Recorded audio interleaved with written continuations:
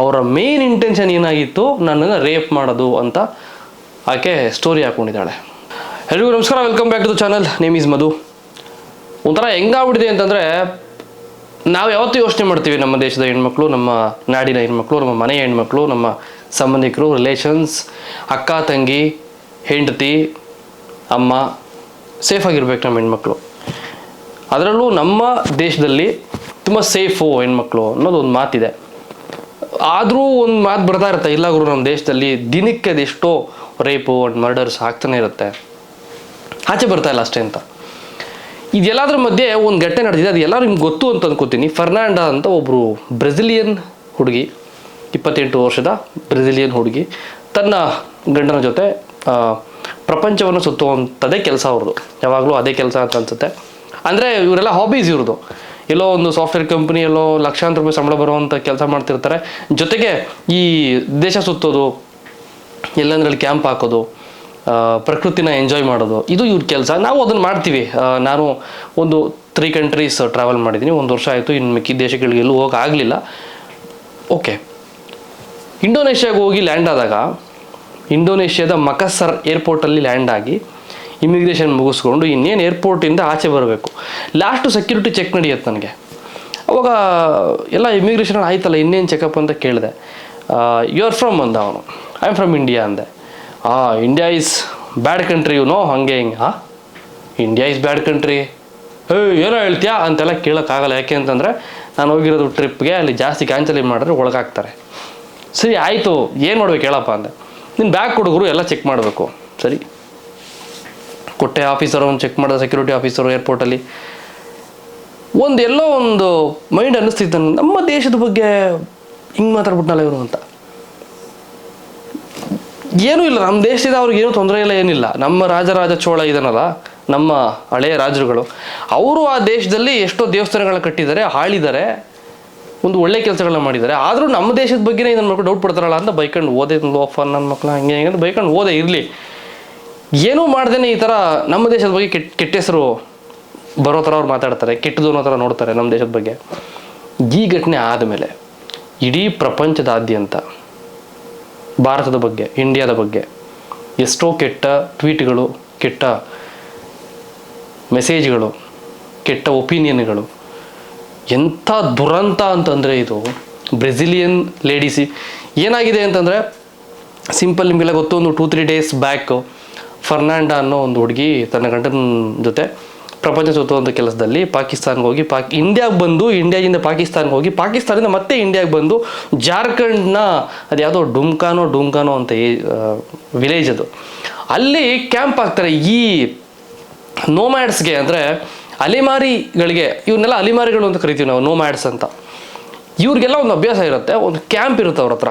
ಒಂದು ಕ್ಯಾಂಪ್ ಹಾಕೊಳ್ಳೋದು, ಅಲ್ಲೇ ಅಡುಗೆ ಮಾಡ್ಕೊಂಡು ಅಲ್ಲೇ ತಿನ್ನೋದು, ಅದೊಂಥರ ಅವ್ರಿಗೆ ಒಂಥರ ಎಂಜಾಯ್ಮೆಂಟ್. ಅದು ಮ್ಯೂಸಿಕ್ ಪ್ಲೇ ಮಾಡ್ಕೊಂಡು, ಲೈಟ್ ಗೀಟ್ ಹಾಕ್ಕೊಂಡು ಅಲ್ಲೇ ಡ್ಯಾನ್ಸ್ ಮಾಡ್ಕೊಂಡು ಅಲ್ಲೇ ನೆಮ್ಮದಿಯಾಗಿ ಮಲ್ಕೊಳ್ಳೋದು. ಇದನ್ನೆಲ್ಲ ನಾವು ಮಾಡಿದ್ವಿ, ಅದೇ ಥರ ಇವರು ಮಾಡಿದ್ದಾರೆ. ಇನ್ನೊಂದು ಏನಾಗುತ್ತೆ, ಸೋಷಿಯಲ್ ಮೀಡಿಯಾದಲ್ಲಿ ಪೋಸ್ಟ್ ಹಾಕೋಕ್ಕಿಂತ ಮುಂಚೆ ನಾವು ಎಲ್ಲೆಲ್ಲಿ ಹೋಗ್ತಾ ಇದ್ದೀವಿ, ಇವತ್ತು ಈ ಥಿಯೇಟ್ರಿಗೆ ಹೋದೆ, ಇವತ್ತು ಇಲ್ಲಿ ಸ್ಟೇ ಆಗಿದ್ದೆ, ಇವತ್ತು ಇಲ್ಲಿ ನೆಕ್ಸ್ಟ್ ಇಲ್ಲಿ ಹೋಗ್ತಾ ಇದ್ದೀನಿ, ಇಲ್ಲಿ ಸ್ಟೇ ಆಗಿದ್ದೆ, ಇಲ್ಲಿಂದ ಎಕ್ಸಿಟ್ ಆದಮೇಲೆ ಸ್ಟೇ ಆಗಿದ್ದೆ ಅಂತ ಪೋಸ್ಟ್ ಹಾಕೋದು ಓಕೆ.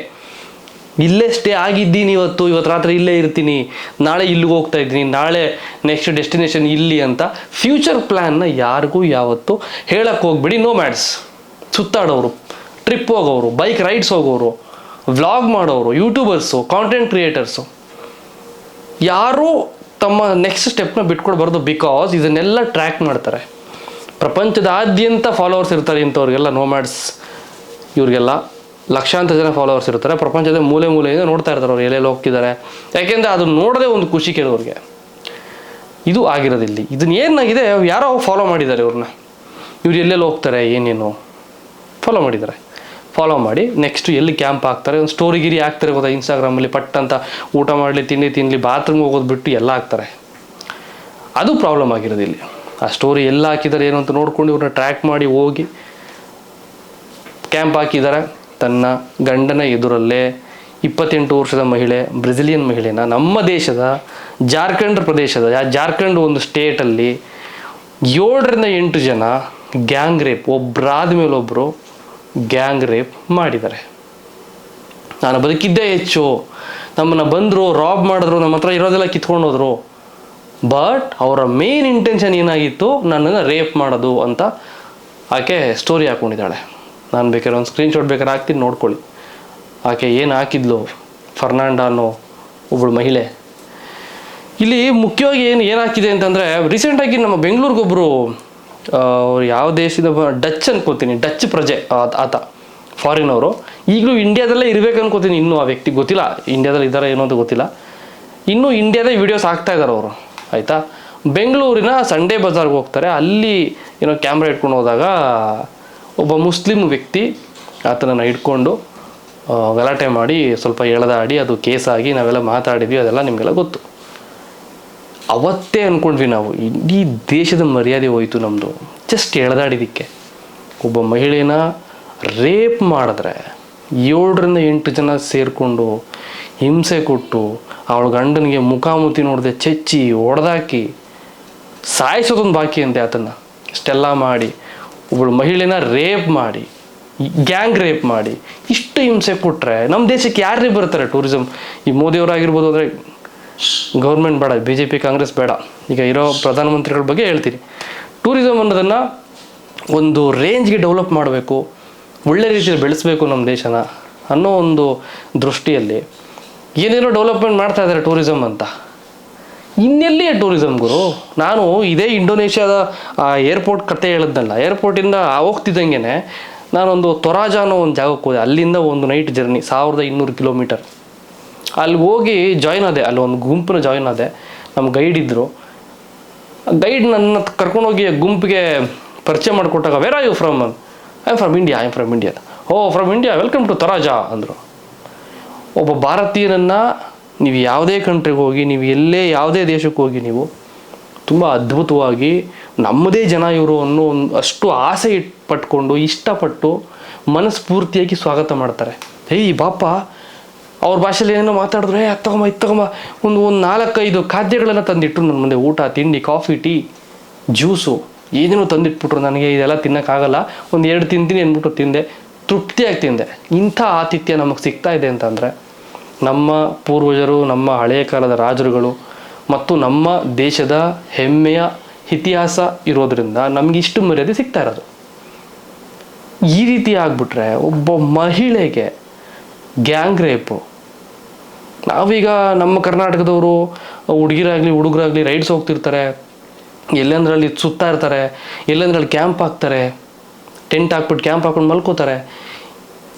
ಅಷ್ಟೇ ಯಾಕೆ ಯಾರಪ್ಪ ಅವರು, ಅವ್ರ ಲೇಡಿ ಅವರು ಇದ್ದಾರೆ, ಬ್ಯಾಕ್ ಪ್ಯಾಕ್ ವಿತ್ ಎಮ್ ಅಂತ. ಆಮೇಲೆ ಇನ್ನೊಬ್ಬರು ಸಂಚಾರಿ ಸಮಥಿಂಗ್ ಸೋನು ಸಮಥಿಂಗ್, ನಂಗೆ ಚಾನಲ್ ಹೆಸರು ಕರೆಕ್ಟಾಗಿ ನೆನಪು ಬರುತ್ತಲ್ಲ. ಅವರು ಅಷ್ಟೇ ಹೋಗ್ತಾರೆ, ಎಲ್ಲಂದ್ರಲ್ಲಿ ಕ್ಯಾಂಪ್ ಹಾಕ್ತಾರೆ, ಹೋಗ್ತಿರ್ತಾರೆ.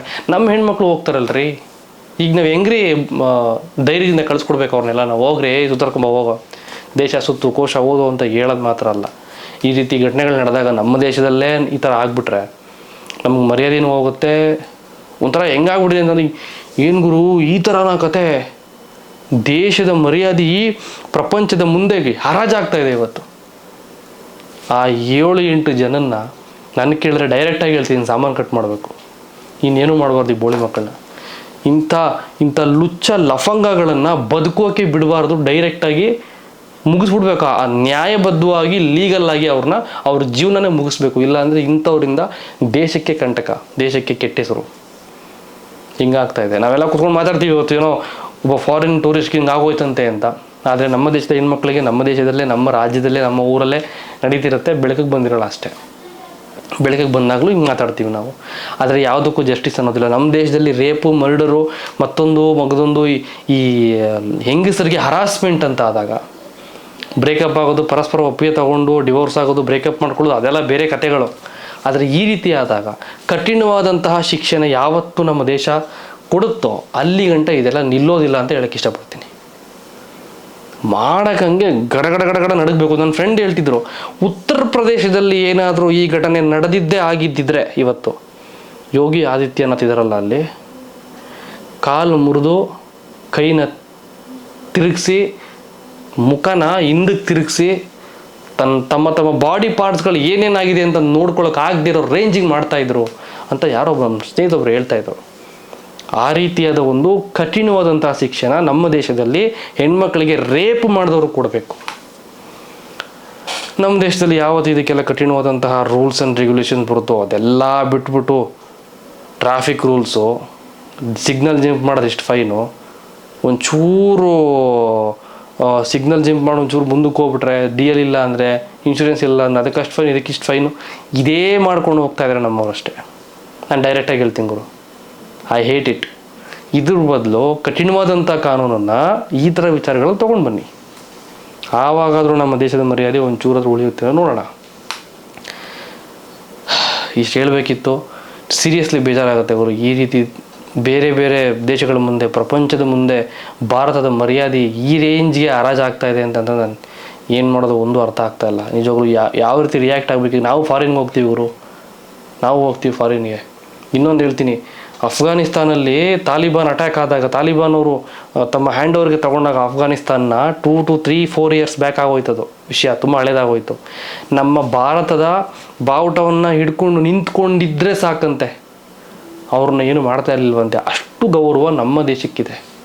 ಇವತ್ತು ಏನಾಗ್ತಾ ಇದೆ, ಇವತ್ತಾಗಿರುವಂಥ ಘಟನೆಗೆ ಏನಾಗಬೇಕು ಮರ್ಯಾದೆ ಅನ್ನೋದನ್ನು ಯೋಚನೆ ಮಾಡಿ ಕಮೆಂಟ್ ಹಾಕಿ ಅಂತ ಹೇಳ್ತಾ, ಮತ್ತೆ ಇನ್ನೊಂದು ವಿಡಿಯೋದಲ್ಲಿ ಸಿಗ್ತೀನಿ.